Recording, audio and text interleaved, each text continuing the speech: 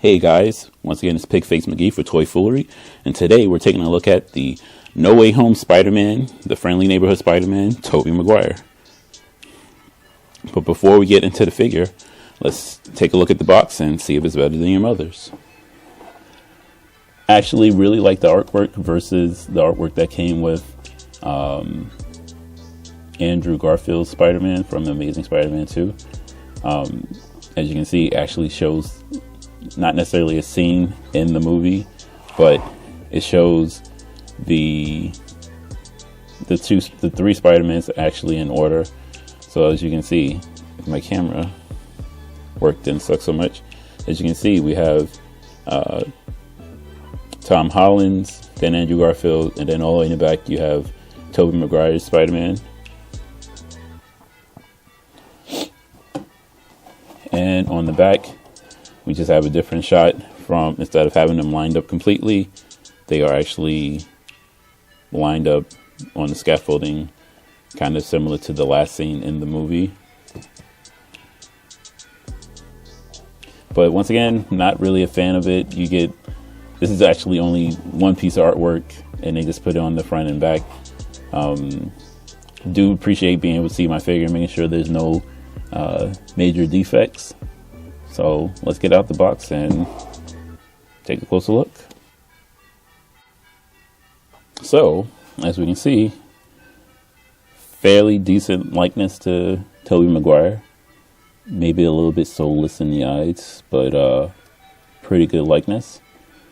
My only issue with this figure, outside the accessories, because like they did with Andrew Garfield, they only gave us 2 whipping hands, a fist, and 1 web crawling hand.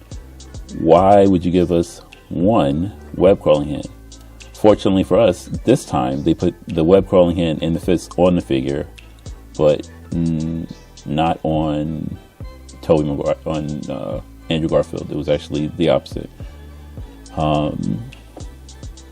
But outside the lack of accessories, once again, there's some texture on the figure, on the body, and the line work is actually really good on my figure. So I really don't have complaints. Once again, this is a really good figure. Oh, you're fighting me. Don't do it. Double jointed knees.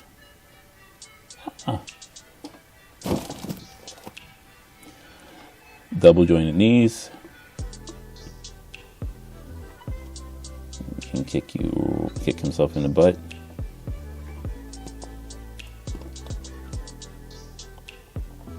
Double joint elbows. It is butterfly in the back, but like Andrew Garfield, the range is bad. Like I don't know if it's because like I said, my figures have been sitting in the cold for the past month, but this thing is not moving in any way, shape, or form. This is not a butterfly joint. If it can move like that, you don't need a butterfly joint to move that far back. Ab crunch, almost non-existent. But once again, like I said, I'm okay with figures like this having realistic motions, because these are supposed to be human beings, not cartoons. When you have the cartoon figures, the comic figures, then obviously you want them to be able to do super dynamic poses, but as a real person, I can only move my shoulders so much before I dislocate it or I tear a rotator cuff. So that's absolutely fine. Oh, I got totally distracted. My main thing with this figure, if you look at the neck and the head, unless Spider-Man has the biggest head, and God bless his mother, there's no way that his neck should connect to that. It's not translating well into camera, but looking at it, he has like a giraffe neck on top, and then he has this big dome on top. That's my only gripe with this figure, is that this head doesn't seem to fit with it. Let's see if the Spider-Man head that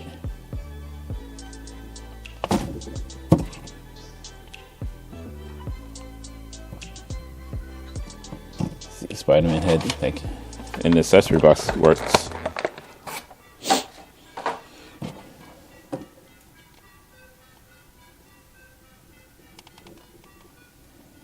Fight Me, Spider-Man head. Off-camera strength.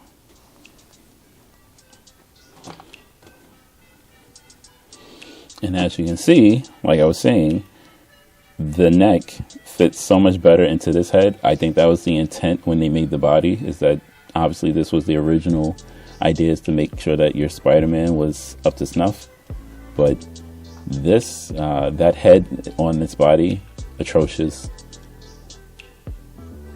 I'm not a fan of the line work on this, even though I do like that it's textured and that they, once again, outside of some little off, they're just a little off on some spots, that is actually done very well.